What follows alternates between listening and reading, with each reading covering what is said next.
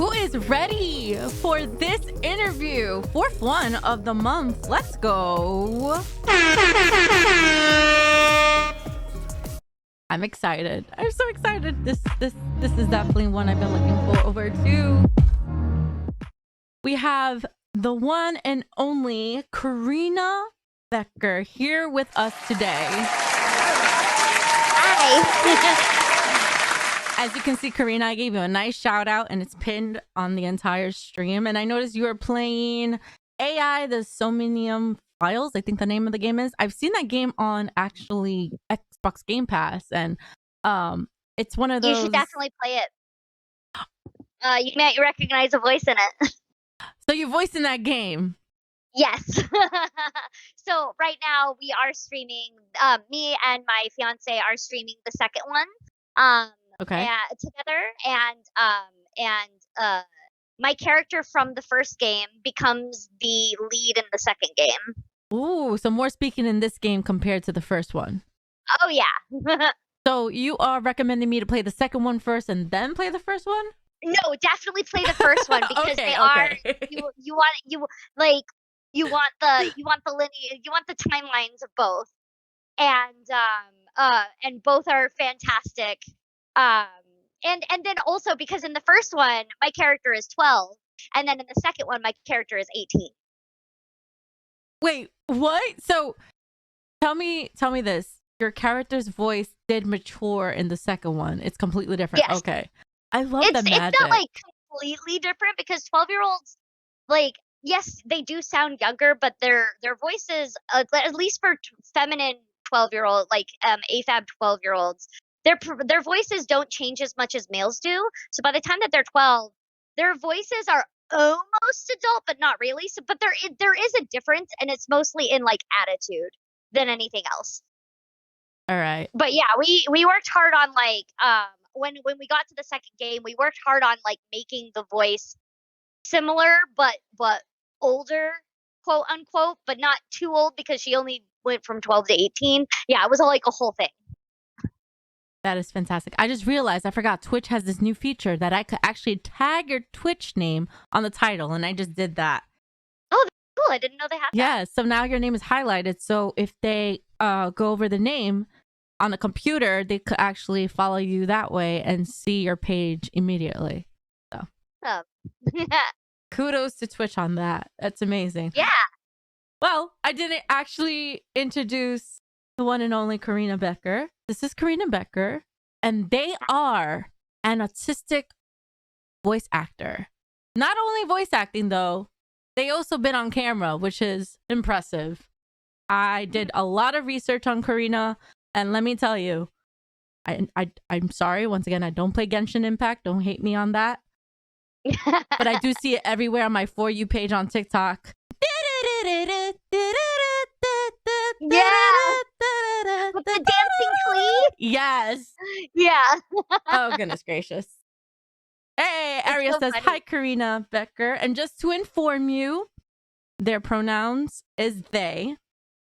So please, please, please, please, please, please keep that in Try your mind.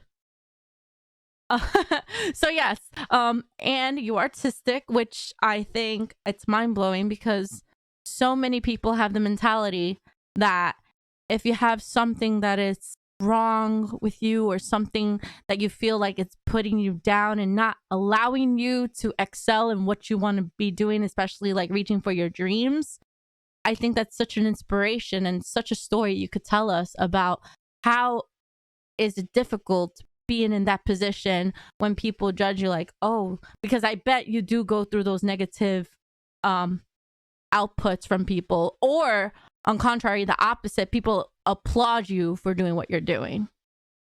Yeah, it's kind of like you kind of pointed it out. Like, well, it's either people are like they assume that they have their mind. I mean, I flat out have been told like it's a common thing of, well, you don't look autistic, so I make that person like feel awkward at that point. I'm like, I'm sorry, what do autistic people look like? And I make them explain, like, and it's usually something really offensive because like they don't actually know what autism is. And then there's the opposite of that where it's like, oh my God, you're autistic and you did all these things. And I'm like, whoa, hold and I'm just a person. Mm-hmm. And actually, the acting world, most actors are neurodivergent. Um, that's, like, actually a thing. Um, in some way, shape, or form, most of us are neurodivergent. It's just that a lot of us are not diagnosed, or B, they are not as vocal about it, which is their choice. You know, it's nobody's business whether somebody like the whole world doesn't need to know necessarily if somebody is neurodivergent. I so choose to be open about it. Um, um, because I feel like for me, it allowed me to truly be my authentic self, and I didn't have to try and pretend that I was something that I wasn't. Um, again, but that's my personal choice that I made. Um, um, but yeah, there's tons of autistic people that are very much in the creative arts. Um, fields, whether it be acting, uh, um, drawing, painting, I feel like when it comes to the arts, uh, autistic people, like a lot, not all autistic people, because every autistic person is different and has their own interests, but a lot of autistic people do flock to it because it allows us to, we're freelancers at that point, and it allows us to kind of like be um, our own boss. For a lot of autistic people, it's actually hard for us to hold on to regular day jobs. Um, like that's a common problem within the autistic community of like trying to get a job and then hold on to it. Um, uh, and with something that is more um, that we can more control because we are freelancers, um, it's easier for us to do it, if that makes sense. No, Yeah. no. I feel like you are taking a big step forward, and especially representing that, because a lot of people who have either any type of disorder or anything such similar to that, or maybe much worse than that, they could look up to you as, with all the success. But not only that, you, as who you are, you're definitely a role model to those people, and be like, who cares what people think? Be who you are. Mhm. Embrace it. And that's what you're doing. You're embracing it. And I give you so much credit for that. Also, Miss Vibe says in the chat, I did acting in my middle school days for extra credits and grades. That's amazing. So that Nice. that actually brings me to the first question. Like, what introduced you to acting? How was this something that you were dreaming about it as a child, or was this something that just be like, oh, I want to do this because I saw someone doing it? Like, how did So, you come across it? the story is that I was 5 years old. I was already performing singing, in my church. My mom sang in church, and so, like, I followed in her footsteps, and she was like, "Oh my god, you're, like, talented at this, so I'm gonna push you towards that." She was always, like, encouraging me to sing, which is a problem because as an autistic person, when you're told to sing every chance you get, that means a little 5-year-old is gonna sing in the middle of a restaurant if a song on the like speakers comes up that they know. And it like my parents would encourage that, which normal parents would be like, "You're embarrassing me. Don't sing in the middle of this restaurant." um,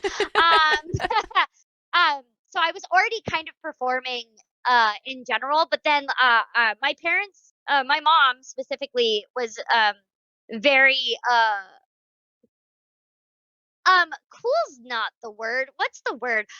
She would let me watch a lot of movies that were maybe somewhat inappropriate because I watch The Mask now and I'm like, oh, there's a lot of adult themes in this that are not maybe for a 5-year-old. But she let me watch the movie The Mask. I watched. I loved Jim Carrey. At that point, I was obsessed with Jim Carrey, and I went up to my parents and I said, I know what I want to be when I grow up. I want to be Jim Carrey.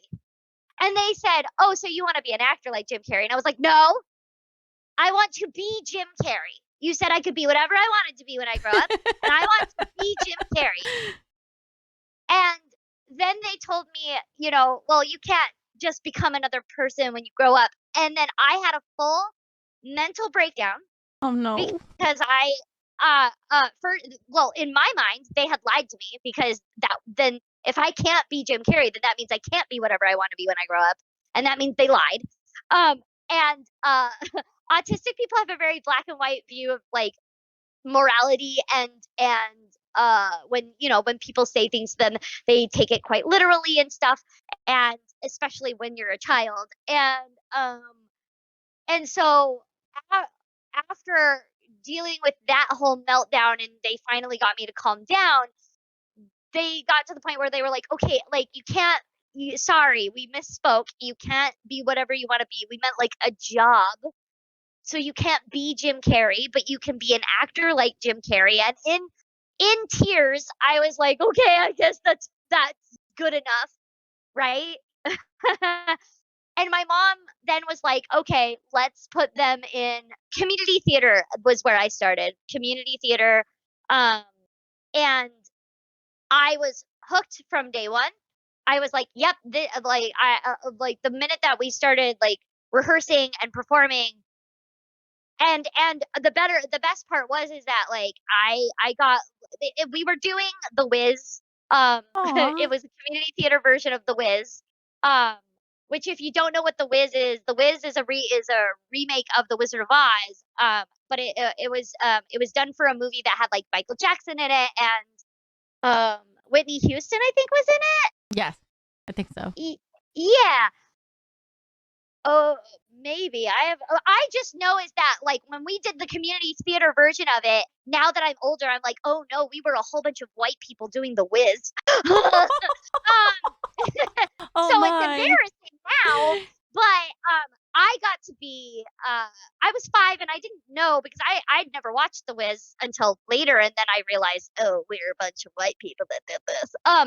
But I got to be one of the flying little monkeys, and I specifically got singled out to do the flying monkey that would the dumb one. Like basically, I had like a little extra role. They had like all these kids flying around the witch twice, and then they would leave the stage. But I stayed on, and I would get lost, and then the witch would scare me off the stage. And then when the witch got spoiler alert, when the witch gets melted by the water, I actually take the witch's hat, and then I do a really evil laugh, like I'm gonna turn into the witch later on. Um, and I was hooked because I was like, yes, this is what I want to do.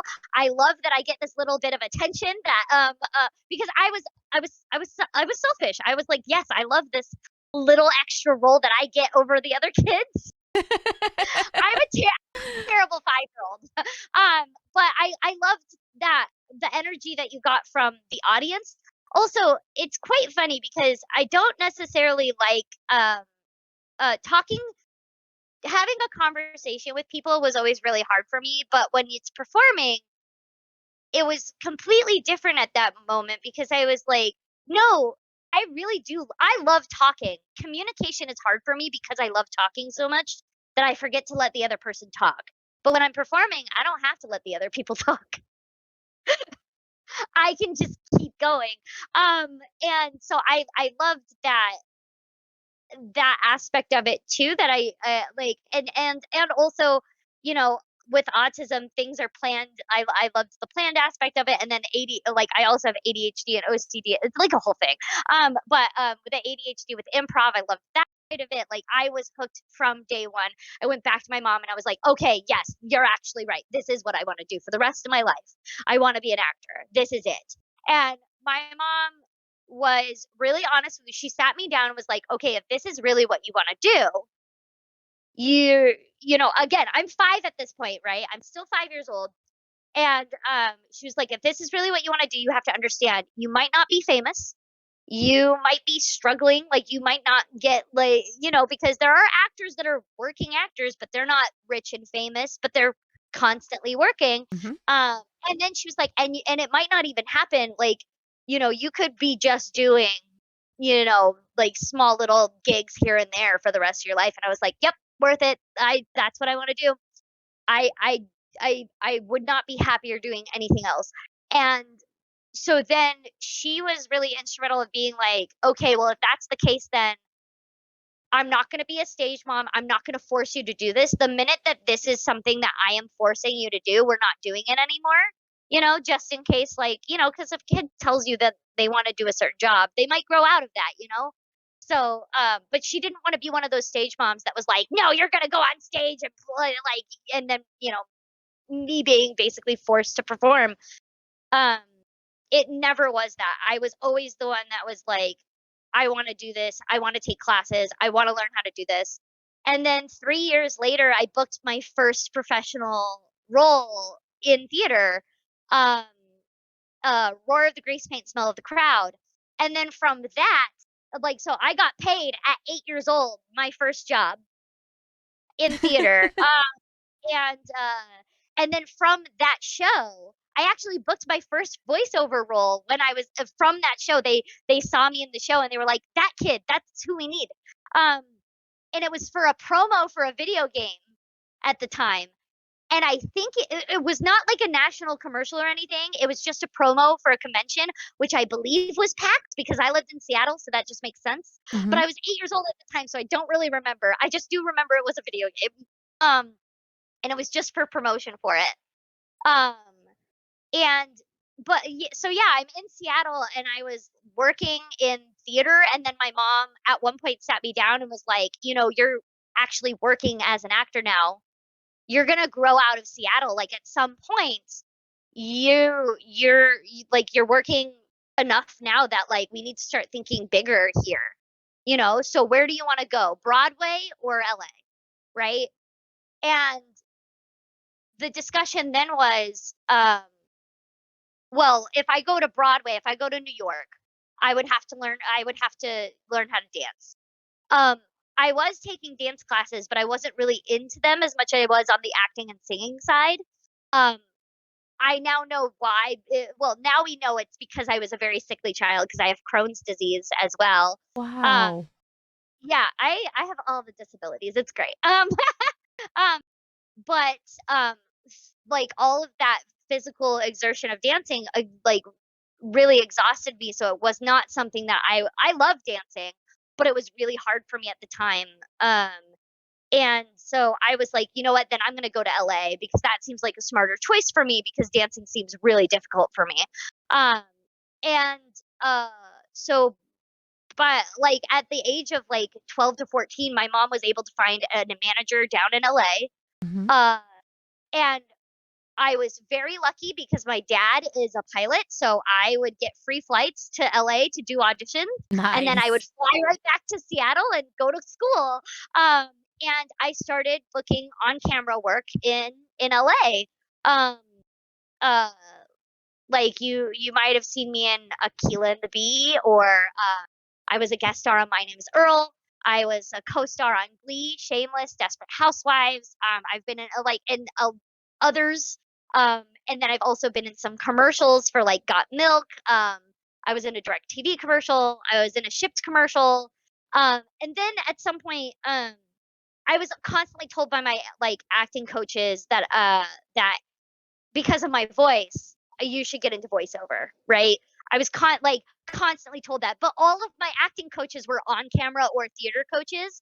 And the thing is that acting is like the base of acting, the core of acting is all the same in all three mediums, right? You have theater, on camera, and uh and voiceover, and you approach the scripts the same way when you're breaking them down. But when you're actually performing them, you do have to change the style based off of what you're doing because um of the medium itself. And in voiceover, like, so if you want to get in voiceover when you've been in other things, you do have to take voiceover classes. The problem is that I was taking all of on-camera classes and they didn't know anything about voiceover. They Oh just said you no. really should look into that. But I got lucky because one day I met through a friend, Jeremy Bloom, who is the son of Steve Bloom. And I became friends with Jeremy Bloom. And Jeremy, but one day was like, you said you wanted to get in voiceover. Do you want to talk to my dad? That's amazing. What? And I was like, yeah, I want to talk to Steve Bloom. Of course I do. And so Jeremy, being an awesome friend, let me come to coffee with him and his dad, and let me like ask his dad like, where do I go for voiceover classes? Because I knew that the way you get your foot in the door, or the way you figure out how to get your foot in the door, is by taking the classes. Yeah. And I just needed to know where they were. And he was like, these are the classes that you need to do. This is like, when you make a demo, make sure it kind of sounds like this. And you really want to get a professional demo done, and like, and all of this stuff. And like, sometimes you get lucky when you're in on camera, you get with an agency that has a voiceover department. Mine didn't. So that was another reason why it was harder for me to get in voiceover at the time. I've switched agencies since then, but like, because that was another thing. I was like, okay, and then how do I get a voiceover agent? He's like, you have to look for an agency that has that department specifically. And I was like, okay, I got this. And I took the classes that he talked about, um, classes with Tony Oliver, and also Charlie Adler, um, Chris Zimmerman, basically big voiceover actors and directors that were able to, you know, I paid them for the classes, so they gave me the information that I needed to kind of break my way into voiceover more. So technically, I did my first voiceover job when I was 8, but I didn't get my next voiceover job until like way later, because I didn't have that connection in the world in Los Angeles of voiceover. But until a chance happening of meeting up with Jeremy Bloom, That really who helped. really helped me. Yeah. That really helps. So you feel like when you moved to LA, it definitely opened doors for you, but at the same time, you still felt very small since you were still like starting up at that time? Oh yeah, I mean the city is huge. So even when you're working relatively working, you're still a really small fish in a very big pond. And um but luckily it's quite funny because like I would say the voiceover community, it's getting bigger every day, but it's still relatively smaller compared to on camera. Um uh a lot more people in the voiceover community know each other and are if they're like they're at least all acquaintances, if not friends. Um, so once you kind of step into voiceover, you kind of get to know people, especially if you live in the areas where it is, which I was lucky enough that I was already in Los Angeles for acting anyway, because I started making friends in the community really quickly, and all of those friends were able to also give me even more information on what I should do, and tips and tricks, and who to reach out to, and who to network with, and who to email, and who to get a demo made from, and stuff like that. Um, and I mean, it's why I tell a lot of people and my own students, because I teach acting myself That's now, amazing.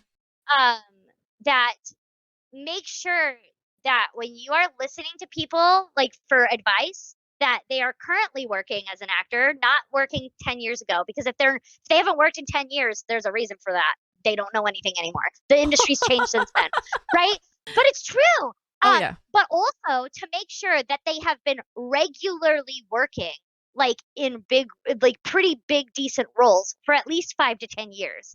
Because if they haven't, like, if they're not really booking that much, how are they going to help you? And Mhm. if they like, you you don't want to trust like somebody in their expertise when they've only done one role, right? That's not an expert at that point. You want somebody who's like in the industry and has been doing it. So like I always say, somebody who's currently in the industry and has been regularly for 5 to 10 years, at least, minimum. Um, because you need somebody that currently knows the industry the way it is now, because the industry changes, it's constantly evolving. um but then also somebody that like is regularly working, because if they're working, they actually know how to help you work. um and and that's something that I've known for a really long time, just because that's the same policy that I have for on camera as well. You want teachers that know what they're doing, and and are current in their information.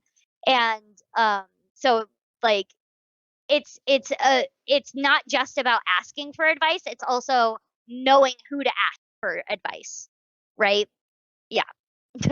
So my chat had a question. I had to correct Mhm. them. The question was, Was King Curry your hardest character you have done? The hardest character that I have done? One of the hardest characters, King Curry. First of all, who is King Curry? I don't know who Ken Curry is. I don't know either. I don't know. If you say the anime or the game, that would be great, Bryn. So let us know. But I love the fact that you did mention that you do help students, and the same thing is that you're right. The technology has changed, agencies has changed. Do you feel like having an agent is beneficial when it comes to voice acting, or you could be a free voice actor and just look for jobs yourself, but it's just a harder time? Both. So because here's the thing, even when you have an agent, you should still be putting in the work that you would if you didn't have an agent. Because an agency, you're working together so that you both can get money, right? Like, because the agent doesn't get paid until you work. Like, that's another big thing about like agencies, is that like knowing when it's a scam or not. The biggest thing is that agencies should never ask for money up front. They only get paid if you actually book a job, and they only get 10% if it's not if it's SAG, or they get 10 to 20% if it's non-union. Anything more than that means they're illegal and all that stuff. Like, I have so many things that tip off like what makes an agency not legitimate. But an agency is a partnership, and technically the agent is working for you. Yeah. But you still have to put in the steps. Like, I'm constantly reaching out to my agent. Like, when I have a slow period, I'm like, okay, hey, agent, I have a slow period right now. What classes, like, who should I be looking out for classes wise? To like, who do you think is a good person, or like what casting director should I reach out to, or see if they are holding a showcase, right, to show my talents to them. Because an agent can only do so much to like, they can give you the audition, but you have to put in the work to really show them that you can do the job, right? The agent like doesn't get you the job, they just get you the opportunity. Understood. Yeah. And so it is now you can absolutely, I know several people that have gone pretty far without an agent here in LA. Um um but an agent is just like another stepping stone into helping you open more doors. But still, just like, I know other people, because like I know some people that got the agent and then they stopped working, and like they stopped doing the work themselves because they thought, oh well, now the agent's just going to do it for me. And then they stopped working because they weren't doing the job anymore. Like, just because you have an agent does not mean that you stop doing all of the steps you did before you had one, right? Because I still book stuff even without my agent. Now, I usually include her in just because my schedule's so busy that I'm like, hey, I just booked this thing on my own, but you can have the 10% because you also deal with my schedule and make sure that I'm not double booking myself. um, my agent's also really cool because they are they are very accommodating towards my both my mental and physical disabilities. So they're very good about making sure that I am not overworking myself. Smart. Because that can also trigger some really bad things, both in like meltdowns because the autism, or I can get really sick because of my autoimmune disorder. It's triggered by stress, and I can end up hurting myself if I overwork myself. So I usually cure into those things that I book myself anyway.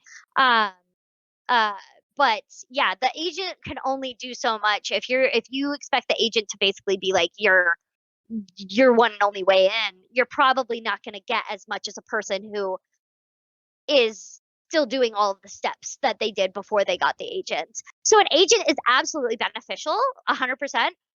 But you can definitely, most people start working as an actor before they get an agent anyway. Like, they start getting that stuff because they got the demo, they were networking with casting, they were, going to all these showcases, showcasing what they can do, they're taking classes and stuff like that. And that's another thing, is that like, people think that, oh, once I start booking as an actor, I don't have to take classes anymore. Wrong. You still do. You just don't take as many as anymore, because like you still do have to take the classes. As I said, when I have slow periods, that's when I am like, okay, what classes am I going to take right now? Mm. Last year, I did a lot of mocap classes because mocap is a part of the voice acting industry, and that's kind of where a lot of the technology is going. So you need mocap classes now on your resume. It's a requirement now if you want to get Wow. into those So types of like things. you're controlling the character in a video game, for example. Does that Yeah, require like the you're in goggles the or suit. anything? Or it's just a suit? Um, so there's multiple different types of mocap. There's the suit with the little balls on it, right? I've seen those. Um, and then there's another suit that's all wires and like it's Ooh. like form fitted to you. Um, and there are different things that you have to do with those different suits. And then there's a third one which I already forgot. But you do have to know how you have to move in those suits because if you have the little balls on you, if you knock one of those balls off because you forgot they exist, well, now you ruined the shot. Oh. Wow. And same thing with the one with the wires.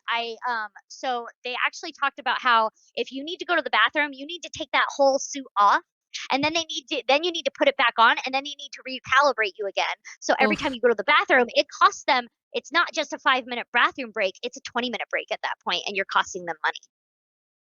And you as Wow. the actor need to keep that in mind. So that way you can be like, okay, I'm about to go in this suit. I better last like at least an hour without going to the bathroom or else I'm going to cost them money. That's wow.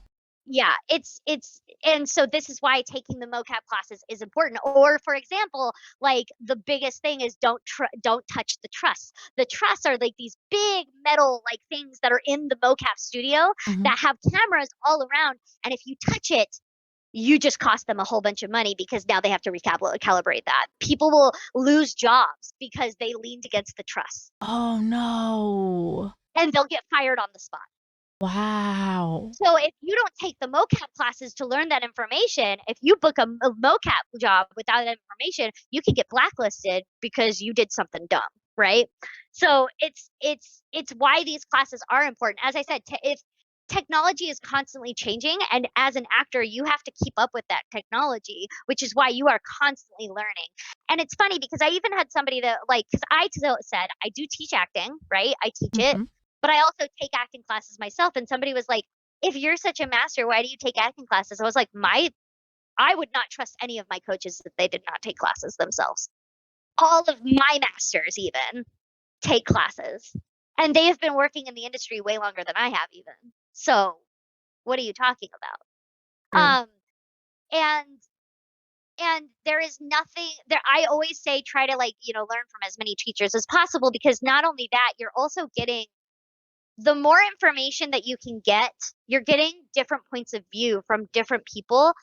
And acting as like a base is the same, as I said, for all three mediums. You approach like the acting technique, but the interpretation of that approach could be different based off of the teacher. So if one teacher tells you something and you're not getting it at first, you could go to another teacher and they could say it in a different way that you're like, oh, that's what that other teacher was trying to say.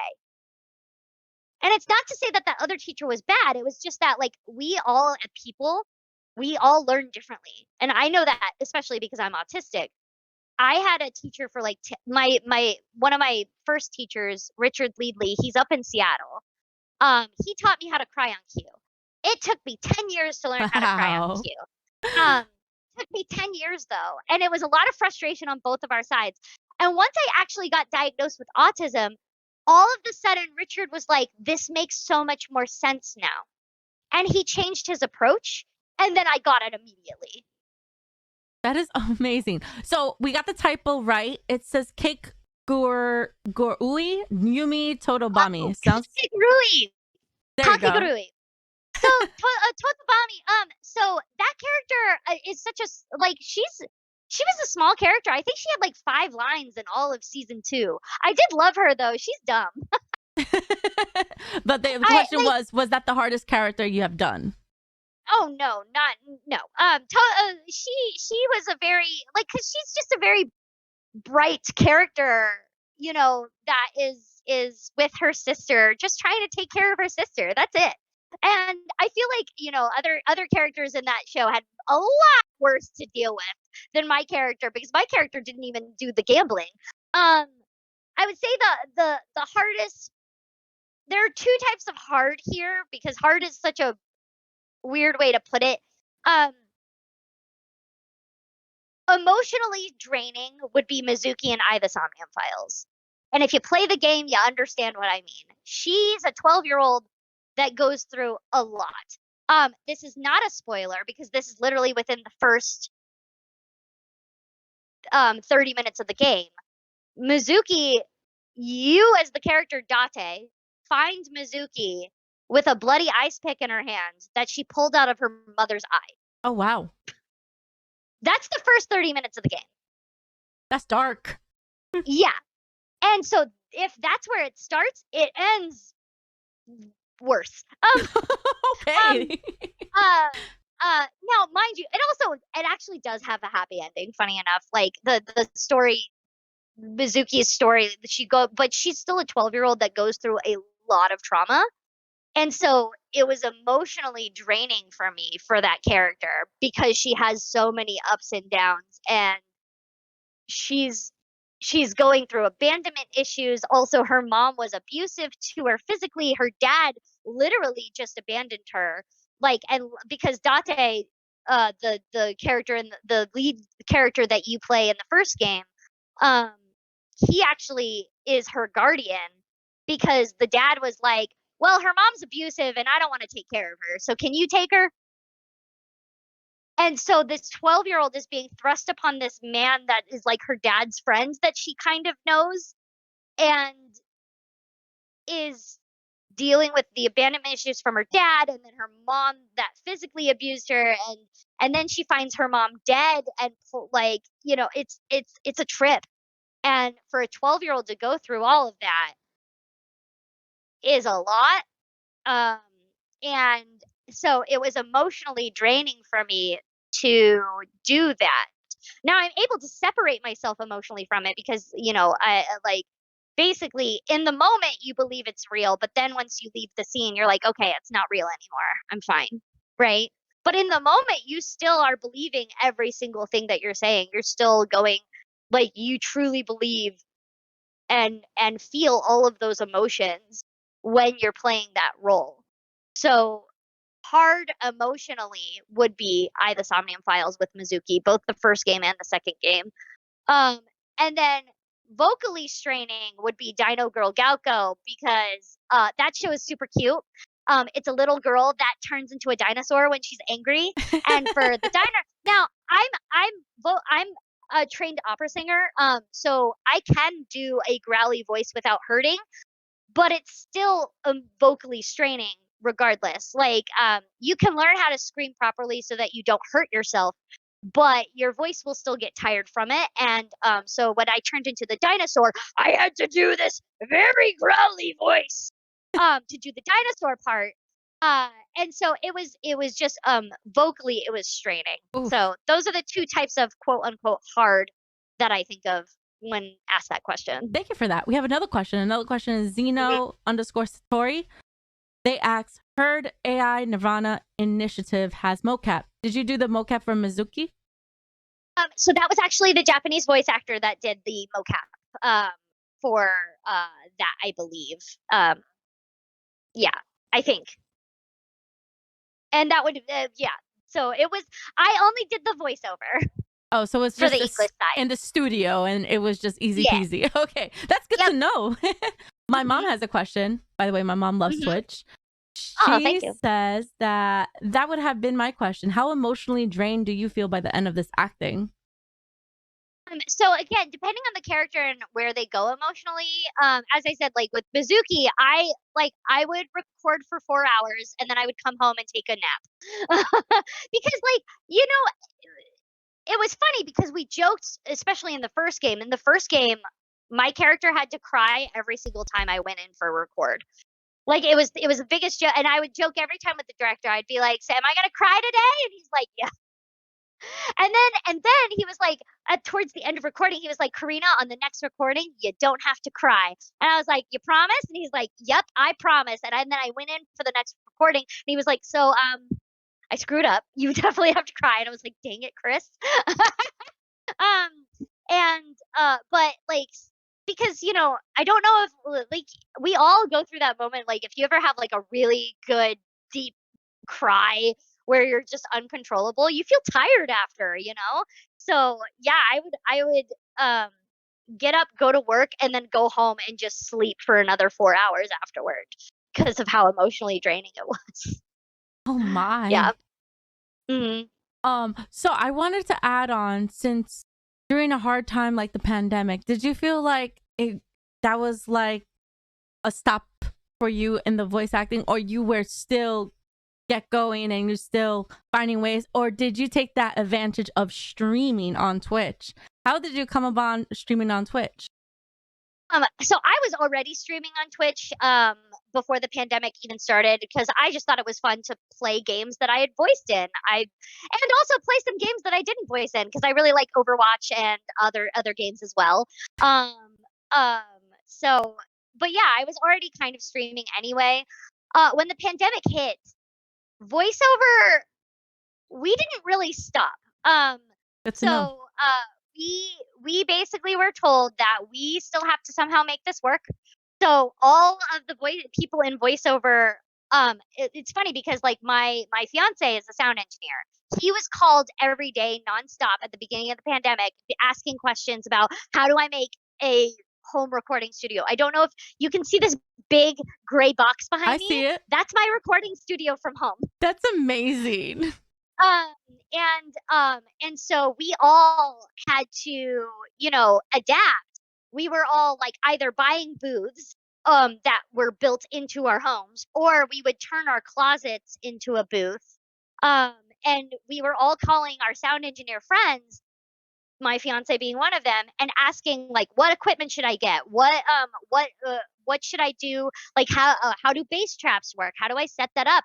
And then it was another question of like equipment, like on my computer, what do I need to get, like making sure that we had really good internet, because if you don't have like you need an ethernet cable Mm-hmm. connection and really good internet to not only run like, because you need, especially when you're dubbing from home, you have to have Zoom up there so that way you can see the lip flaps from the dub from somebody at the studio, Whoa. coming in through your internet.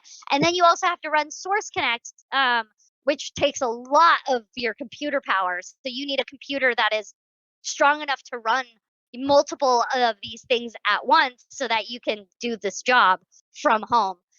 So we didn't really stop. Um, it just changed for a short period of time. Now for the most part, I do go into the studio now. There are still some um, uh, projects that I'm working on currently that I do record from home, but for the most part, I do go into the studio now. But yeah, I still use this booth for some things, here and there, and yeah, that's kind of how like the pandemic kind of like changed, was like remote recording became a thing for a while. Um, but yeah, when it came to Twitch streaming, I was already streaming on Twitch and I already liked it.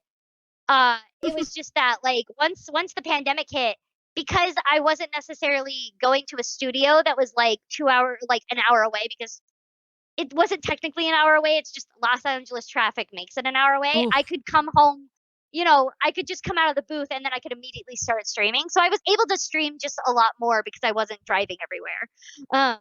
But yeah. I love that. We have a question in the chat. The question is, with having autism, do you ever find it difficult to express emotions when voice acting? And is it more difficult for some characters than others?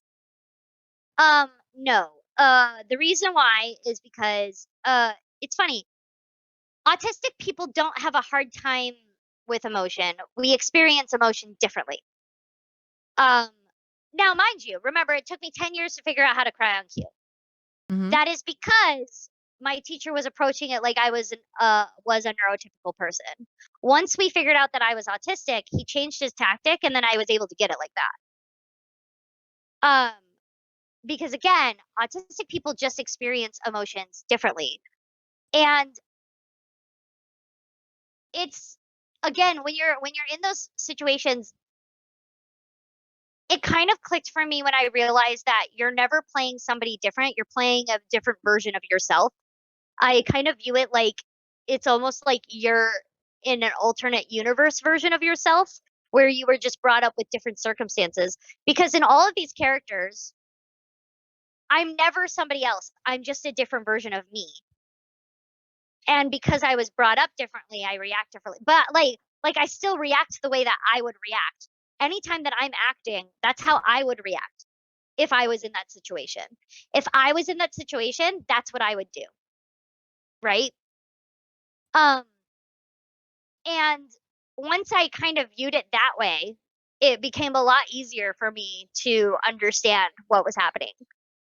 It's never about because like also humans are just really bad. Like it's funny, people often say that, oh, autistic people are bad at empathy. That's not true. We experience empathy differently. We're not bad at it. Humans in general are bad at it because like and that's super true though, because like if I try to explain somebody what the autistic like a neurotypical person what the autistic experience is, the amount of times that they have responded with that doesn't make any sense. Well, then they're not experiencing empathy, are they? They're not putting themselves in my shoes. So who's bad at empathy at that point? I like humans in general just don't do like and in general are bad at empathy, but also neurotypical people just experience empathy differently than neurodiverse people. Um, neurodivergent people. Um, and once you understand how you yourself tick with your own emotions, it's a lot easier. And I find that the reason why I love acting so much is because when I'm in the booth, if I have a meltdown but it's in character, I don't get judged for it. That's acting. I'm Mm-hmm. performing.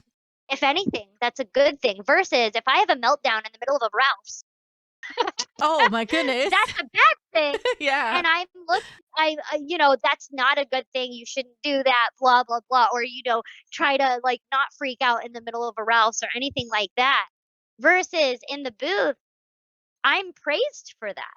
I'm praised for feeling my emotions. I'm praised for having my outbursts when I feel like having them. The only difference is that I'm just saying words that somebody else typed for me. I love that, So yeah. especially the acting, internalizing. I can't even say what this word is. The character, a good actor does too. That's right, mom. So adding on to voice acting itself, and then on camera, when it comes to roles, do you pick the certain role that you want to audition for? No. And no, oh, okay. Nope. You just So it's quite funny that people for some reason think that we pick our roles. Well then what am I auditioning for? So that's the audition process, right? We don't get to pick our roles. The only people that get to pick their roles are like the super famous people, like the Jennifer Lawrences. They get to pick their roles because they're super famous and are rich. Voice actors though, no, we don't pick anything. Basically how the process works is either the casting director will give you the audition directly to you, or it'll go through your agent and the agent will give it to you. But they choose what roles you audition for. They do that. So the casting director will be like, I think Corina would be good for these roles. Let's have them audition for these.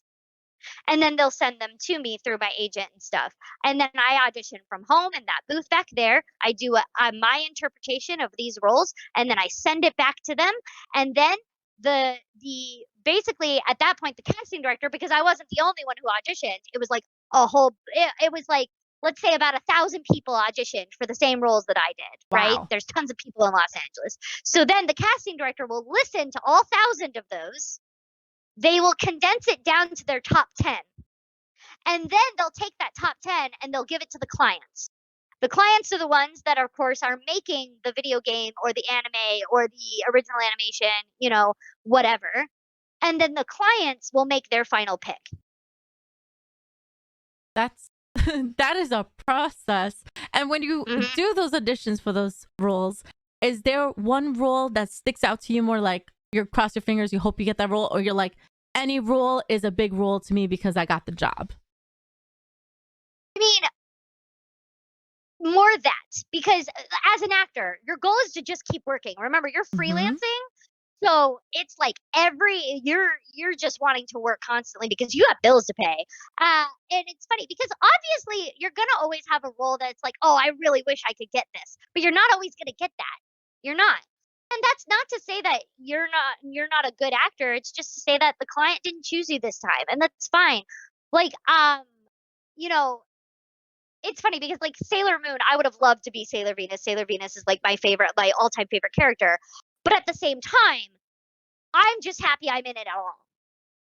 Like the fact I remember when I got the audition, because I do know the casting very well at the studio that recorded for Sailor Moon.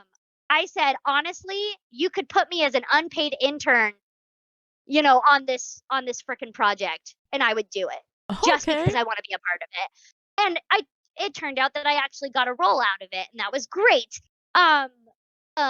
But was it Sailor Venus? No. Am I gonna be mad about that? Absolutely not. I'm still in it. I'm that's good enough for me, That's good mentality. because right. And because here's the thing, if you go in there with this idea of like, I really want this role, I really want this role, I really want this role, first of all, it's gonna affect your performance.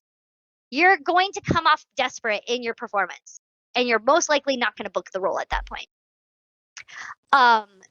Going in there with this idea of like, I need to book this role and stuff like that, I find hinders everybody, because you're concentrating more on like something else rather than actually being in character and doing your job as an actor.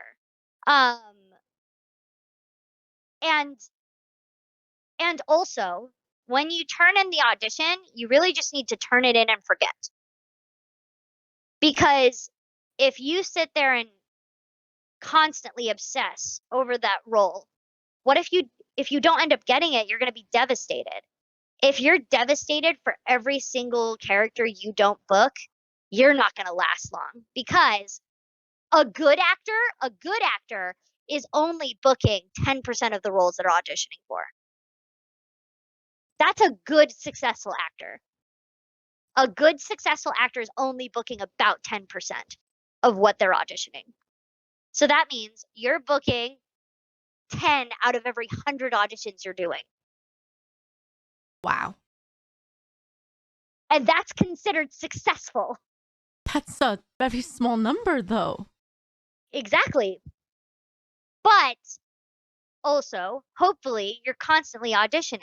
If you're constantly auditioning and you're also obsessing about another audition you did yesterday, how can I put myself in this audition then that I'm now doing today? You have to audition, turn it in, and forget. I like that mentality. And that way, first of all, it's the healthiest mentality, because then you're not obsessing over something that you might not get. And you won't get burnout as much. But also, if you do book it, it's like a fantastic surprise. The amount of times that I've booked something and I was like, did I audition for that? And then I'll look through my auditions or my emails and be like, oh yeah, that was like 6 months ago. Okay, cool. Wow. Because here's the thing, this is why you can't obsess over characters, is because you might audition for something and it could be 6 months to a year before they come back to you. You could also like book it the next day, because casting is done at a different rate every single time. I actually, one time, I'm working on a project right now, which I won't give the details because it's still like all Perfectly that stuff. fine. But I auditioned last year, January. The callback was in May. I booked the role the next month, and I didn't record until this last January. Wow. So it's an ongoing process. So during the auditions, even though you do have it, you still got to work on something else, because you never know if you're going to get called back for that. You have to just keep yourself busy no matter what. Yeah, Wow. exactly. And audition and forget. And that way you're not obsessing over things. You're not going to burn yourself out because you're obsessing over things that you shouldn't be obsessing over. And you're probably going to book a lot more because you're not going to come off as desperate to the casting. I love that. Audition to forget. That should be your motto. To your 5-year-old self, what would you say to them from all the knowledge you have been receiving as growing up as a voice actor and your success in what you're doing? I would tell them you're autistic. Go look that up. Everything will start to make sense now. Honestly, that was like Wow. the biggest click was when I got diagnosed with autism, because then things started to make sense, and I actually started booking more roles once that clicked. Wow. That's deep. Yeah. When it Yeah. comes to voice acting, even though sometimes you do have time periods of nothing, of course, you take advantage of the classes, but also do you do like small projects for like indie games or maybe an unpaid project just to practice your voice acting skills or just get exposure? Um, I don't necessarily do a lot of unpaid projects, unless it's for students, because here's the thing. Unpaid projects are not necessarily bad, unless what I don't like is when somebody comes to you and says, "We're gonna try and make this video game and make a profit off of it, but we're not gonna pay you." Yes. That's not okay. If they're making money off of it, you should too. So I'm very wary of unpaid projects just because of that, because also I can't trust what everybody's going to say. So when it comes to unpaid projects, I only do student unpaid projects, meaning that they're an animation student that needs an actor for their thesis. And it's because they're definitely not making money off of that at all. They're not. That is so But cool. also when that student goes to work at Disney, who are they going to remember that helped them out in college? You, and that would be benefiting you. Exactly. And that's actually benefited me as well, because I definitely have that connect now. Oh, see, someone in the chat says, and that's why I won't have voice acting because I can't afford to pay for it, and talent deserves to be paid. I like that. They do deserve to be paid, and but here's the thing. It's so funny to me when people are like, "I'm gonna make this video game, but I don't have the money to pay the actors." Then you do realize that making a video game, even on the indie side, is a business. Go get a loan. That's what banks are for. You start a business, you get a loan. Like, okay, I only know this because as an actor, also, I'm a freelancer. I also own my own business. You have to know how to work a business in this business, not just on the actor side, but also on the video game making side, on the on the animation side. So for somebody like Vivzy Pop, right? Mm-hmm. When she was making what was that show that Vivzy made? Hell, the other one, Hotel Has Been Hotel. Thank you, Has Been Hotel. She got a loan so that she could pay all of her actors, and now it's a big success. Wow. Smart. Because that's how businesses are done. So when people come to me and say, "Oh, I want to make this video game and I want to make money off of it, but I don't have money to pay for you," and then what you're telling me is that you don't actually know how to run a business, which means you shouldn't be making a video game yet anyway.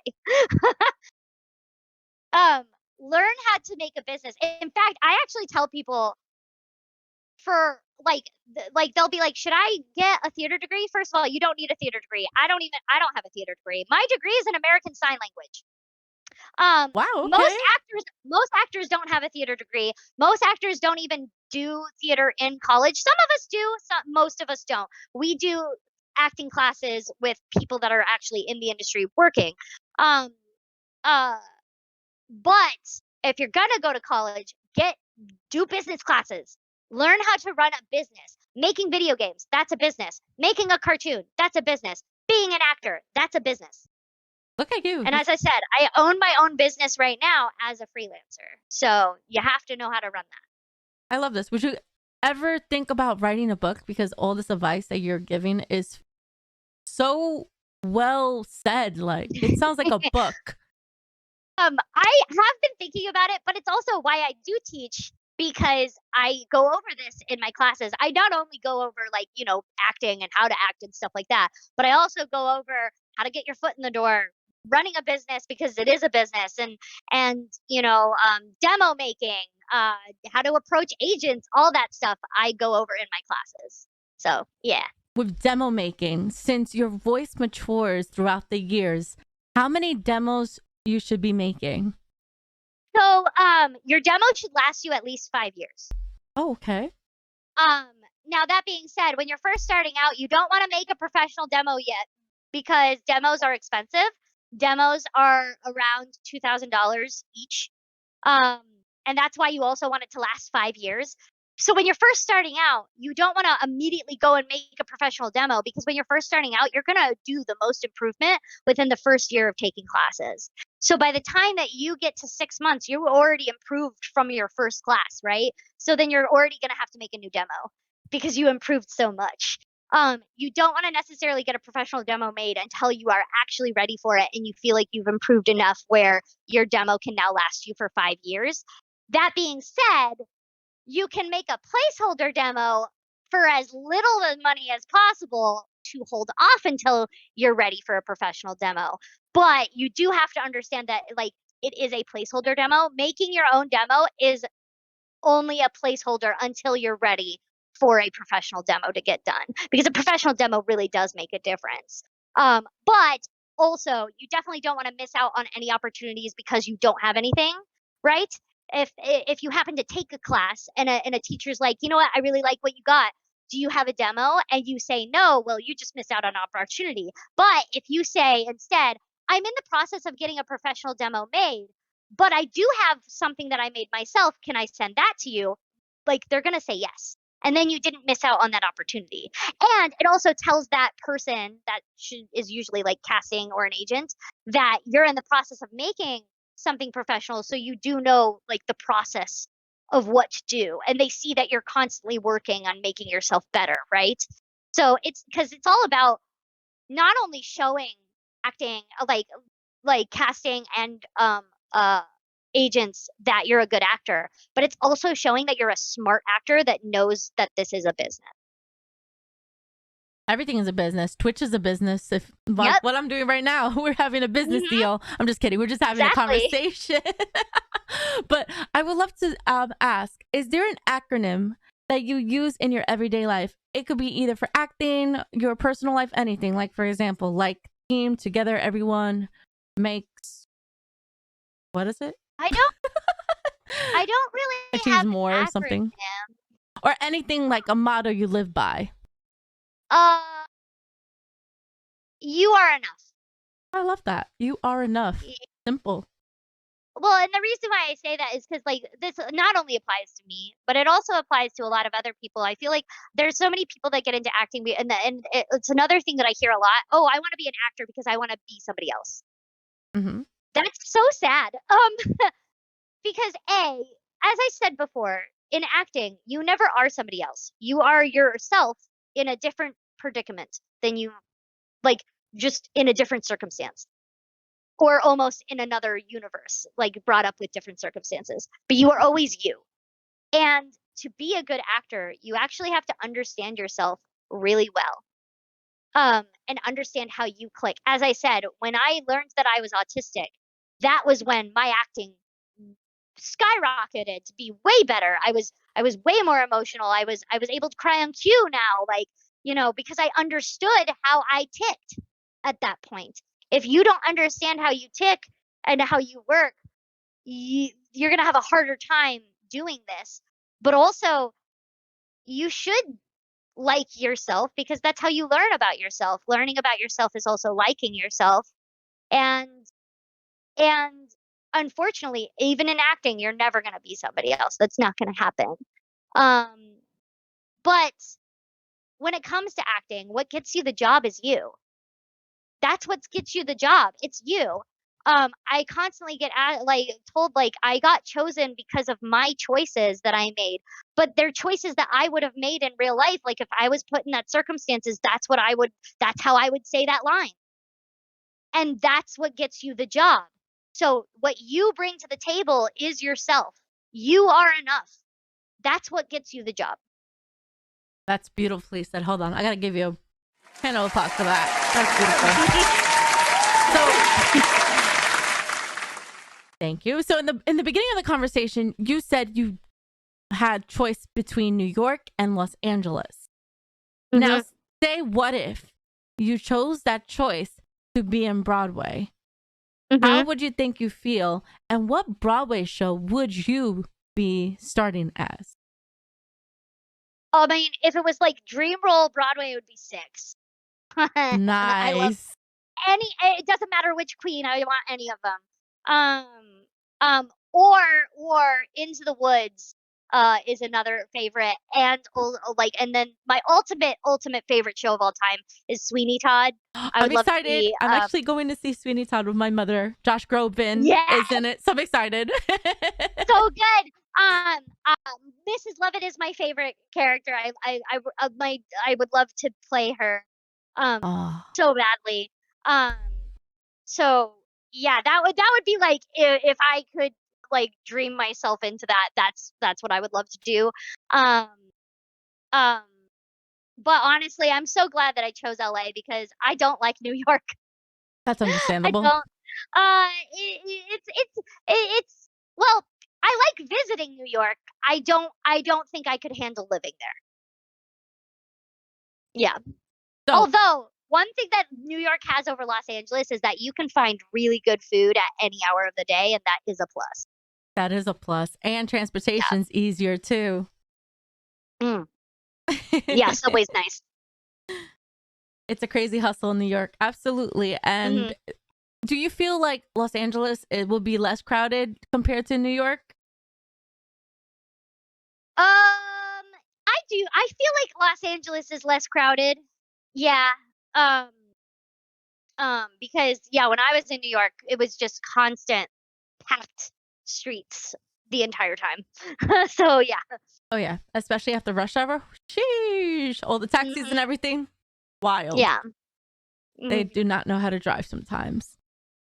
Yeah. So we haven't talked anything. We talked about mostly about you, which is no complaints. I love learning about you, Mhm. and the chat loves learning about you as well.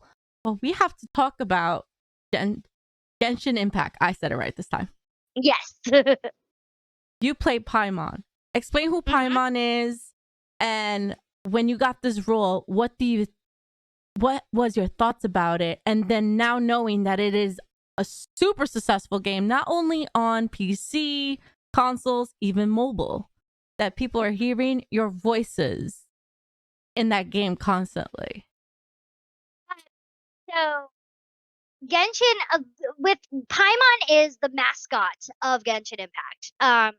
She is the person that talks for the main character. She even says that in the game now. That she talks for him or her, depending on if you choose the male or female traveler. Um, and she is basically she's the guide for the traveler. That's her job. That's her entire persona, is being the guide for the traveler. She is there to make sure that everything is explained, and um and that uh everything is understood by everybody. And um oh, what? Oh, okay. Can you turn on these lights, please? Thank you. Anyways, sorry. It got dark in here. It's not plugged in. You look fine on my end, but it's Oh, well, understandable. that's good. But yeah, she is the guide to the traveler to try and help the traveler find their sibling. And um, so basically, when I got the role, I had no idea what it was because at the time, Nihoyo only had a like Honkai Impact at that time that came out, but I had no idea about it. I'd never heard of it before. And for Genshin, I just remember being very happy that Chris Fiella was the director because he was the director on the first I the Somnium Files game. So I was just really happy that I was going to be with my friend again. Um, Aw. I had no idea that the game was going to go on forever.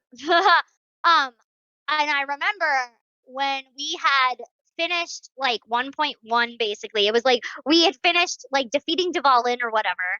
And then they said, "You're done." And I was like, "Cool, that's a weird ending. Did we even find the sibling? Whatever, I'm sure it'll make sense." Like, I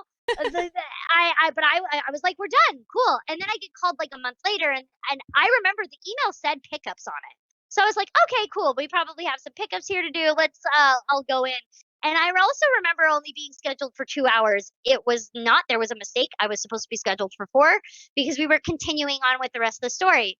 So I walk in there and I was like, cool, we got some pickups to do today. And Chris was like, no, we're continuing on. I was like, what do you mean? He's like, we're not done yet. And I was like, we just did like 3 months of recording. What do you mean we're not done yet? And he's like, we got like, dude, we're going to continue to do this. Like,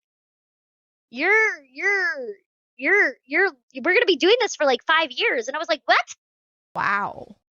Okay.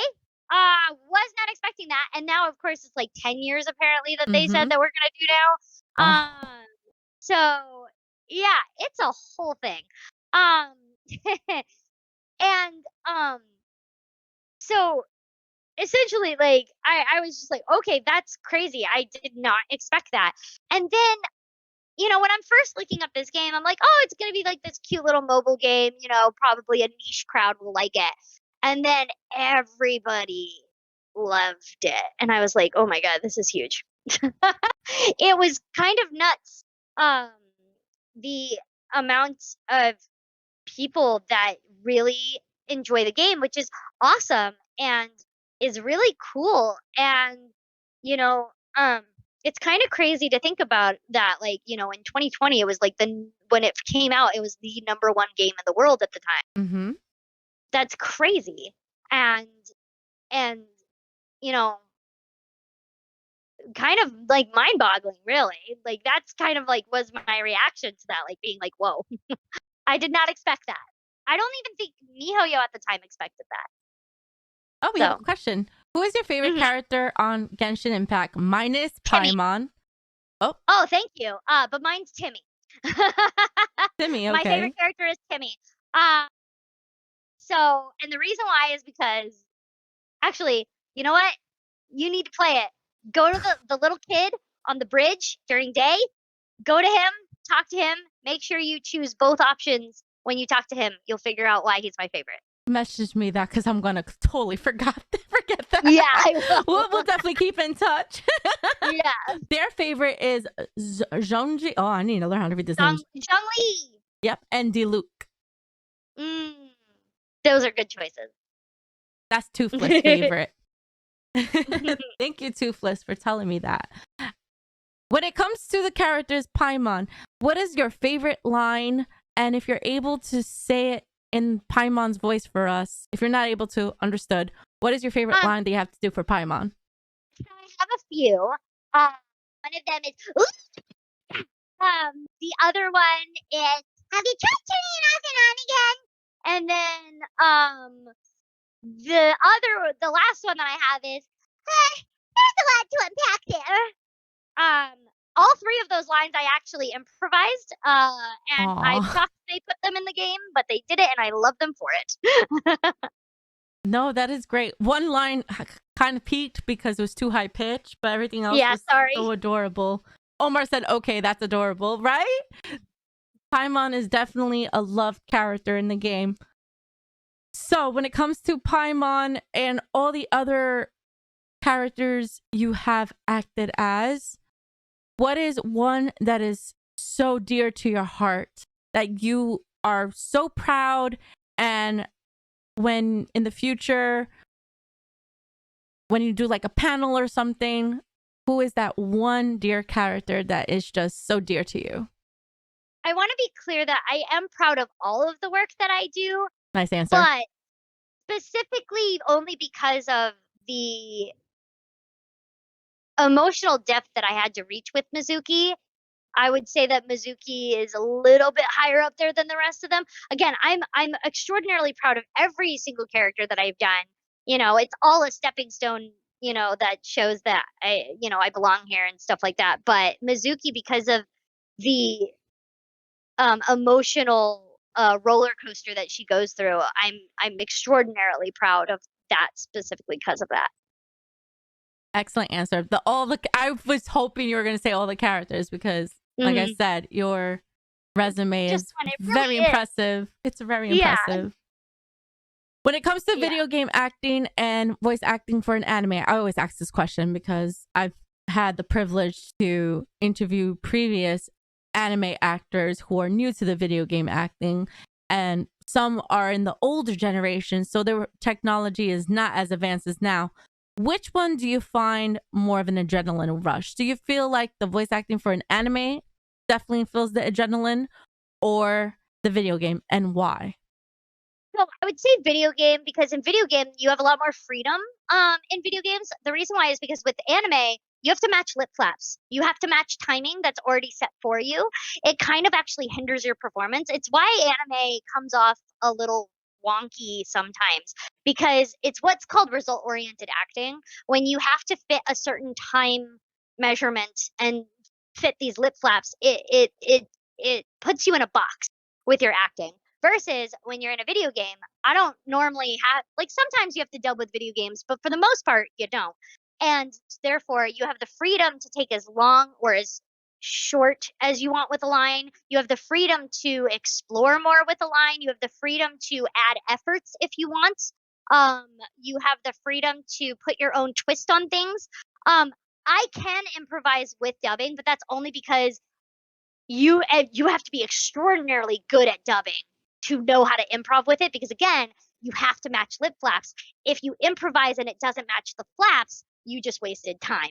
Versus in video games, I can improvise because I'm not trying to match a performance that was already done before me. I'm just going with it, right? I'm just doing what my interpretation of this line is. And so I can improvise easier. I can flow more freely with it. So that's the adrenaline rush comes much more with video games for Mm. that. Or with original animation too, because like original animation being like American animation, usually we're the first people recording for it. So yeah, we get to take our time with it. We get to play around a lot more with the lines. So yeah. I would feel like that's the case, especially the fact that with anime, the anime is originally in Japanese. Hmm. So, as the voice actors that they select, you have no idea what Japanese is, or maybe you do have like a little of the language and stuff. Do you find that as a barrier, or you find that more of like, okay, I like to take on this challenge? It's again, dubbing is just harder in general because like you have to match the flaps. It definitely is a challenge, and I love challenges, so I'm cool with that. But it is extraordinarily more difficult to dub, um, because again, you just have to match the timing. You do listen to the Japanese first just to kind of get a feel for the timing and also a feel for what the original Japanese did. Now you can still have kind of your own twist on it, and you always should. In fact, clients like it when you kind of put a little bit of your own twist on it. But again, you can't go too far away from it because you have to match that timing that the original Japanese had. Um, so yeah, it's just difficult because of that. I could see that, especially when you watch anime nowadays. Some I watch with subs. People are like, "Why are you watching with Mhm. subtitles?" I'm like, I like, even though they're putting emotion, sometimes the subtitles are different from what you're saying because I think they're going by the Japanese translation. So and when so there's two things there. First of all, I'm bilingual myself, so I understand that like when it comes to translation, unless you know the language yourself, even subtitles are not necessarily the most accurate. I figured. Um, because it's also the person who's doing the translation, it's their interpretation of it as well. Because translation is not a one to one thing, it's an interpretation. So it's still a person that is interpreting it themselves. So unless you actually understand the language, you're still getting almost secondhand information. Now, when we add in dubbing, because we have to match flaps, now we might not be able to do translate. We're like, a translation's not one to one anyway. But also because we have to match flaps, we have to do some finagling to still get the point of what the Japanese was trying to do in a certain amount of flaps, which can be harder to do. Like, because if the Japanese just said this big long, like something in English that would be a big long paragraph, but they said it in two flaps, we have to somehow make that work, right? Um, um, my second language is American Sign Language, and there's often times where in English it would take me 3 sentences to say something that I could do in 2 signs. So if I Wow. had to match timing on that, that would be really difficult, right? So that's why you have the differences between the subtitles and then what we actually say in the English dub. That's actually a Yeah. really good skill to use, especially the fact that there are times like I use subtitles on my stream sometimes because I have some hearing impaired people. But Mhm. not being able, I mean, being able to sign is an amazing opportunity for you, especially you even could get gigs that require American Sign Language. Have you ever like got a gig? And if you did, want to talk about it? I used to interpret for the Renaissance Fair in Irwindale, a while back. That was like a job that I had. I also interpreted for a theater production at one point. Um, uh, every now and then, for on camera, I'll get asked for a role. Usually, I don't audition for an actual deaf person. Like, if the character itself is supposed to be deaf, I don't audition for that because I'm not a deaf person, and therefore I shouldn't like that should go to a actual deaf person. Hmm. But if it is a hearing person that knows sign language, I do audition for those sometimes. And I have had to play a role for in theater I've had to play a character that knew sign language at some point too. So it has been useful for many different reasons, but also like with autism, I have nonverbal moments, and so American Sign Language is another way that I can communicate when I go nonverbal as well. So not only is it useful for my job, but it's also useful for my disability as well in a different way than deaf people would use it, of course. Okay, we have a question. I also have I also have deaf friends now too because I know sign language, so I use it to communicate with them. Isn't that cool that you'll be able to communicate them and without even Mhm. like just that's nice. You'll be having a nice conversation. Yeah. Omar has a question. Omar says, what was your introduction to anime as mine was Yu Yu Hakusho?" So mine was Sailor Moon. That was my introduction into anime, and I've loved it ever since. Also, I'm so glad you said Yu Yu Hakusho. That's one of my favorite shows. I love Yu Yu Hakusho. It's so good. Along with Sailor Moon, of course. But yeah, yes, Yu Yu Hakusho does not get enough love. I love that. Everyone's like, "Yeah, that's my favorite anime too." Never Mhm. seen it. Please don't cancel me. No, I'm not gonna cancel you. I'm just gonna urge you to go watch it. That's I have such a bad backlog. Like people want me to watch One Piece. Yep. The last anime I finished watching was Erased, and that one was really good. I knew that one. I know. I saw that on your resume. That's why I mentioned it. Yeah. That is actually a really good anime. Go check out Erase. It's really good. And Mhm. avoid the Netflix IRL. They butchered it. Oh, horrible. Omar says, "I'm in love." You're funny. It's another good old anime from the 90s. Oh, Duba Cover says, had, oh, they go by Day Duba. They said, has they seen Made in Abyss? Made in Abyss? I don't believe I have, but I think my fiance has. Oh, you haven't either? Never mind. Now none of us have. Oh, me I neither. have heard of it though. Ooh, I like this question Yeah. Wolf Moon has. If you made your own anime and starred in it, what would your main character be like? I would be Cthulhu or Mothra. Oh, okay. And why is Yeah. that? I just want to be monsters. You just want to be monsters. Yeah. That's funny. So, what's your favorite monster and why? Um. So I love Cthulhu because of the chaotic nature of Cthulhu and the idea that like Um, he's just here to cause problems. Just like me, I'm here to cause problems. And Mothra specifically from the Godzilla's like uh whole world, uh, you know, franchise of Godzilla.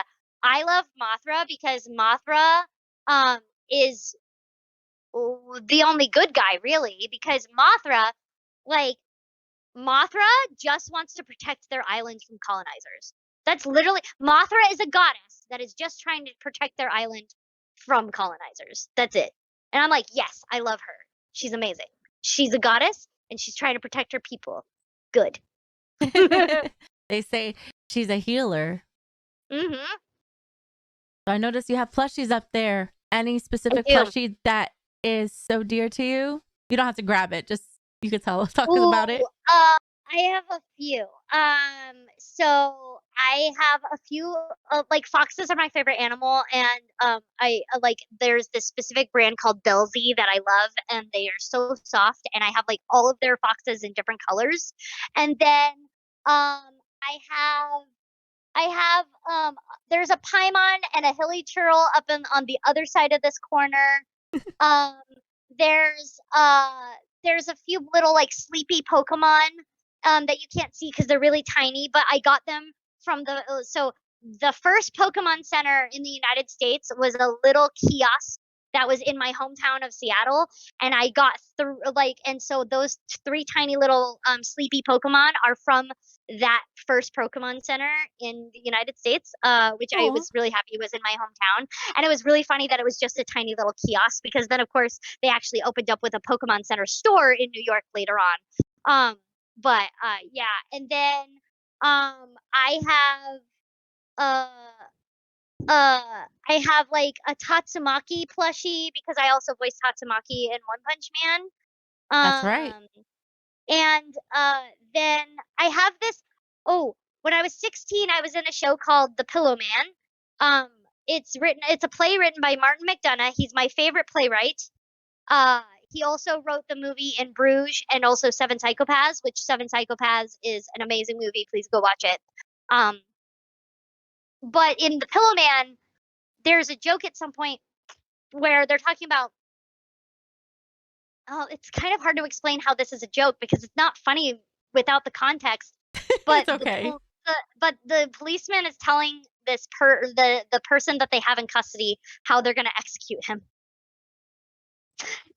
Again, it is funny. It's a dark comedy, but it doesn't come off funny when I'm explaining it. But It's fine. the guy who's gonna get executed is like, so how do we do this? Like, what happens? And then the policeman is very snarky and is like, oh, we give you a hedgehog, and then based off of the weight of that hedgehog, that's how much time you have until we shoot you in the effing face. And and uh and so the person that was playing that character, the detective, gave to everybody in the cast. He found hedgehog plushies, and he gave one to all of us with tags that said how much they weighed and how much time that we had left to live Oh my on the goodness, tag. that's dark. Yeah, and it's the best gift. I love that. I still have that hedgehog from when I was So 16 how that I much got that time? when I was working on that show. How much time you have Oh, to live? I had 3 seconds. Oh, I okay. believe the hedgehog was like 10 pounds. Or no, not 10 pounds. 3 pounds, 10 ounces or something. I don't know. More hedgehog level. I lost the tag since then, but I do know it was 3 seconds. That's funny. So yeah. Toothless says, "Do you get free merchandise for the characters you voice act No. for?" Womp. No. Um, it's very rare that you ever get free stuff from the companies that you work for. There was one time where I actually have gotten free merch from a company that I worked for on a video game, and that was with I, the Somnium Files. Spike Chunsoft gave me the game for free, which never happens. That shocked me that they did that. And then they also gave me some T-shirts with characters on it for free as well, which was really cool because again, that almost never happens. So yeah, it's really rare when that actually happens that you actually get free merch from the things that you work on. But yeah, most of like besides those things, everything else I've bought myself. Because of your plushies. I have an obsession with Or owls. a fan will give it to me. So yeah. But yes, your Yay. owl. I Oh, love yes. owls. Owls are so cute. There's my whole collection right there, if you can see it. I There's a love full shelf of owls. it. Mm-hmm. But yeah, I love them. They're my favorite because they're so wise. Mm-hmm. Wow. They're We got also super questions. cute. They are. Another question is there a specific game or anime you would love to have part in? That was a question I was about to ask. Get out of my head, chat. Again, if I was involved in a Godzilla game, I would love to be Mothra. Or just in general. I love Godzilla. Mm. Or I like I would love to be a part of anything that had to do with BioShock, Oh, because BioShock is, like, my favorite series of all time. I love BioShock. Ken Levine is a genius. Um, and trying to think if there's, like, another one that Story of Seasons. If I could be part of Story of Seasons, I would actually cry. Story of Because Seasons. Story of Seasons originally used to be Harvest Moon, but then there was some finagling with, like, naming and stuff like that. So Harvest Moon turned into now Story of Seasons. And I played all of the Harvest Moon games, and now I play all of the Story of Seasons games. Um which of course is made by Marvelous. And I'm obsessed with those games. And in fact, if you played Stardew Valley was originally based off of Harvest Moon games. Like that's where they I used to play figured those that's games. what the inspiration came from because a lot of Yeah. things look familiar. I kind of took a break from Harvest Moon Light of Hope. Mm, That yeah. one, that was an interesting one. BioShock is Well, good, like, especially if you like first person action adventure. oh heck yeah. But as I said, like, so at some point, because so there used to be Natsume um here in America that took care of like I don't know the whole story about what happened behind this, but like they basically took care of the distribution of the Harvest Moon games here in America. But then at some point, Natsume and Marvelous in Japan, like there was a rift, and Natsume kept the name Harvest Moon, but they made their own games of it. And story like so Marvelous with the actual so that's real Harvest Moon, but they had to change it to Story of Seasons because Natsume kept the name. So now all of the current Harvest Moon games for like the last 5 or 6 years, those are not real Harvest Moon games because it's not connected with Marvelous anymore.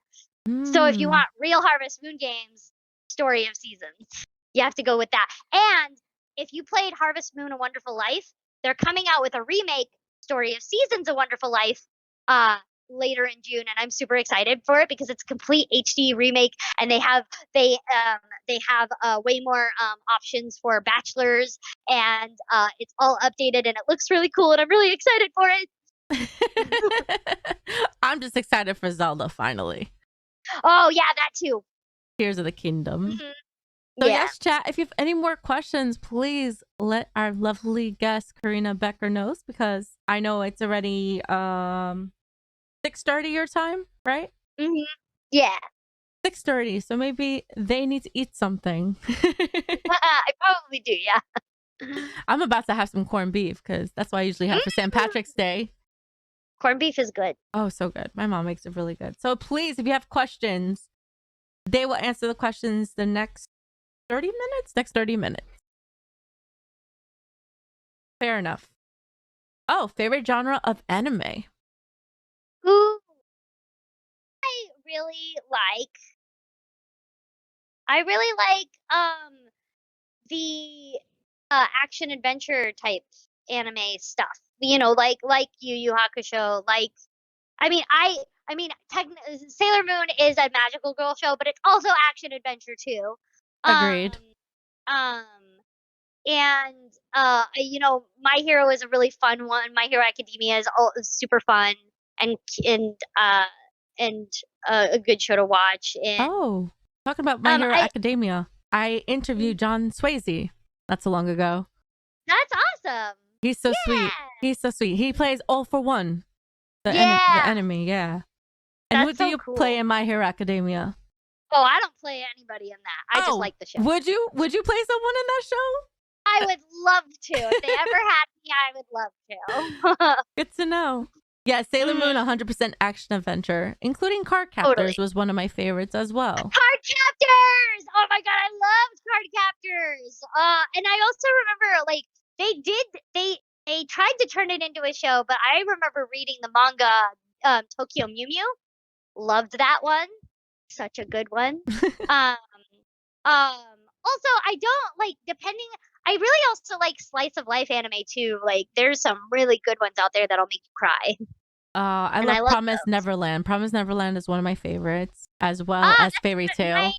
my fiance was the sound engineer for the first season of Promise Neverland. Amazing, amazing Mhm. anime. I think we just became Yeah. best friends, Karina. Yo, what about Postmates? Oh, yeah. Hi. We're talking about your show. Your Yeah. Postmates? Yeah, he calls it his Postmates Oh, it's one of my because they're favorites. food. Oh, got it. It's one of my favorites, Mhm. though. Yeah, it's a good one. Everyone say hello to your fiance. Ye Oh, but yeah, I think we just became friends, especially someone who loves card captors as much as I did. Oh, I heck grew up yeah. with that. Such a good show. It is a good show, Sakura and Mhm. everyone. When it comes to streaming on Twitch, do you get times when you be like, you just want to focus in the game? Or there's times in the chat that they do ask questions about your voice acting. Do you like does that bother you? Or do you actually love that people are interested in what you do? No, I that people are interested in what I do. Again, there's a reason why I teach, and it's because not only do like I want to help out people, but also I do love talking about it. I love what I do, and I love the process of acting, and I love talking about you know doing it and the process of doing it, and that's why I teach because you know a actors are out there, but I know plenty of actors are like, I don't ever wanna teach." And that's fine because that's, like, up to them, like, not everybody that does it wants to teach, they don't wanna talk about it all the time. I'm the opposite. I would love to talk about acting forever because, something about autism is that, you have special interests. Acting is one of my special interests. So, I am totally okay with talking about it, like, all the time, So if people are like I have moments where I maybe concentrate on the game, but if somebody asks a question about acting, I absolutely will take the time, when I have it, while I'm playing to, talk about it and, try to help people out and point them in the right direction. That's amazing. I love that about you. You A, give a lot of good advice. B, so genuine and so humble. So I really appreciate that, especially with everything you have done. And you still don't consider yourself famous. To me, I consider yourself famous. I don't care what you say. I consider you're up there and you could get even higher by what you're doing. So keep doing an Thank amazing you. job, Karina. I Thank love you. I love what you do. I don't have the guts to do it. I probably don't have the experience. Who knows? Like, opportunities are That always there when you look for Yeah, them. Or when you you're not never know. looking. Yeah. Mhm. Anybody here in the chat wants to be a voice actor or voice actress? Please. Don't be so shy. They got quiet. Well, I can say, if you are interested in taking classes from me, my website is my name. It's Oh, CorinaBoettger.com. let me pin And that you real can quick. go into if you www.CorinaBoettger.com, super easy. If you go to the page where it says contact and classes, there's a little bit of information about the classes there. And then you can use the contact me section, fill out that form and just say, I'm interested in classes in the subject line, and then just say, I'm really interested in learning about Karina's classes. Can you give me more information on that? Generally I teach on Sundays. Um, yeah, if you're interested, you can look up my classes there. That's amazing. I love that you offer that. Zach says, I have fun with a few voices, but not serious about it. Toothless says, my older brother is a theater major, but he works in insurance. Mhm. And someone also said, I have a butt spot. What? We're not going to talk about butt spot. I love it, and I doubt I have the skills. There we go. Well, I mean, that's the thing is that you develop the skills by taking classes. You know, a lot of people think that it's all about natural talent. Um, d- d- Natural talent doesn't exist. You do there are people that might pick up on the skills faster than others because, as I said, it took me 10 years to learn how to cry on cue. Um, but that doesn't mean you can't learn it. Like and again, everybody learns differently, and that's why some people might pick up on certain skills faster than others. That doesn't necessarily mean you're bad at it. It just means that you learn differently, and there's nothing wrong with that. But it's all about just continuing to take those classes and trying to improve yourself every single time. And during those 10 years that I was trying to learn how to cry on cue, I was still a working actor. So I was doing the job. It was just a certain skill that I wanted to achieve that I really wanted um to have a part of, and learning how to do. And it's funny because there was a time where I even told my teacher Richard, I'm never going to learn how to do this. It's too hard. I'm just not capable of doing it. I don't have that. It's just not in me. I'm not good at that. I'm just going to do comedy. That's all I'm going to do. I'm just going to do comedy, Richard. I'm not going to cry on cue. It's never going to happen. And of course, now I laugh at that because I'm like, that's like my favorite skill that I have. And also at a studio, I'm literally known as the person you get when you want somebody to cry. That's good to know. Yeah, that's definitely a Yeah. skill. So it's funny because it was so frustrating to me within that time period, and now I'm like, it's literally like my number one skill that I have. And now at a certain studio, if they need somebody to cry, they bring me. I'm immediately hired. You said you did opera singing. Do you still have the hmm passion for singing? And when it comes to singing, is there times that your characters get to sing, or you kind of miss that fact that you don't put your singing into your voice acting as much as you would want to? I sing all the time. Uh, and yes, I did train in opera. I also trained in musical theater. I still sing to this day, and I do sing as my character. So in I the Somnium Files, I sing. Now, funny enough, I actually it's they had to tell me both times, Karina, you need to not sound as good because I'm technically a professional singer, but my character isn't. Right? Aww. So I had to tone down the professional level that I was singing at to fit the character because Mizuki is not a professional singer. So so it's kind of interesting, like, because that is something that you have to take into consideration when you're singing as a character. And and so yeah, there's been that where I've had to work around that. And then like also for another show, Dino Girl Galco was another situation where I'm singing as a child, so because I'm singing as the character herself. And she's also she's a child, and B, she's not a professional singer. But they had me sing the theme song as Galco, as Naoko slash Galco for that show, which is on Netflix, and it's really cute and you should watch it. I think we are Um gonna watch it. yeah. That's It's a awesome. really cute show. I love that show. Um, and so I still sing now. Um, and also, if you want to be a voice actor, take singing lessons. You don't necessarily have to be a singer to be a voice actor. It's not a requirement. But you still want to take singing lessons. And the reason why is because the reason why I'm able to do creature noises now or be able to scream without hurting my voice is because Train I it. took singing yeah. Mm-hmm. Singing lessons was what taught me how to do those things. And when people ask me, "Oh, how do you make all of those different noises and stuff like that?" Singing lessons was what taught me how to use my voice that way. Singing lessons teaches you about placement in your head, and it also teaches you how to make those noises without hurting your throat. So that way, because you never want to do anything with your voice that hurts. The minute it hurts, you're doing it wrong, and you should stop and never do it like that again, because your vocal cords, once you damage your vocal cords, they're gone. There are people in the industry that have damaged their vocal cords to the point of they can't repair it anymore. And now they've Wow. lost pieces of, like, their range used to be, this big, and now it's half because they didn't do the work to know how to take care of their voice or use it properly for certain roles. And now they regret that because now their range is so short compared to what it used to be. And of course, that limits what you can do with your voice. If you learn how to take care of it properly, learn how to scream properly, learn how to be gravelly properly without hurting your throat, you're not only going to be able to do a lot more characters, you're also going to have much more longevity in this business, and you're not going to lose part of your range in the process.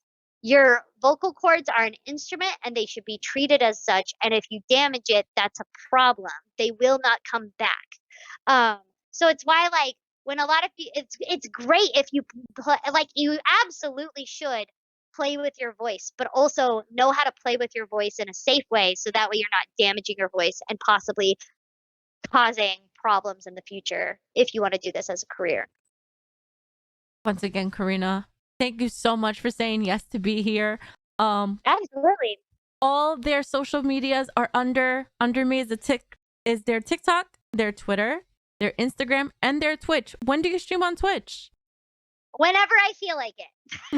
I love that. So if you're interested, like, again, I don't really have a set schedule just because my recording schedule is so crazy that sometimes it's whenever I feel good that day. And again, because I also have like physical and mental disabilities, so it really is dependent on, do I feel good that day to stream later on. So if you're interested, please follow my Twitch, but also, like, I usually announce on my Twitter and my Instagram when I'm going to be streaming. So just pay attention to those. Yeah. Need to know a nickname they have. Corina Soares come from Dino Gakko? What? So Corina Soares actually came from my friend, because I really like dinosaurs. That's it.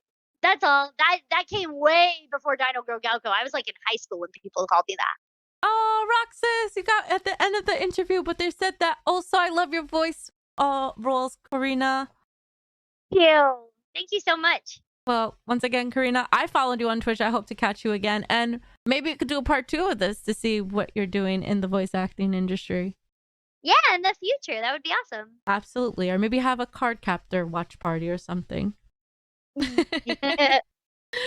Bye. Everyone, be sure to follow Corina. Thank you guys. Thank you for having me.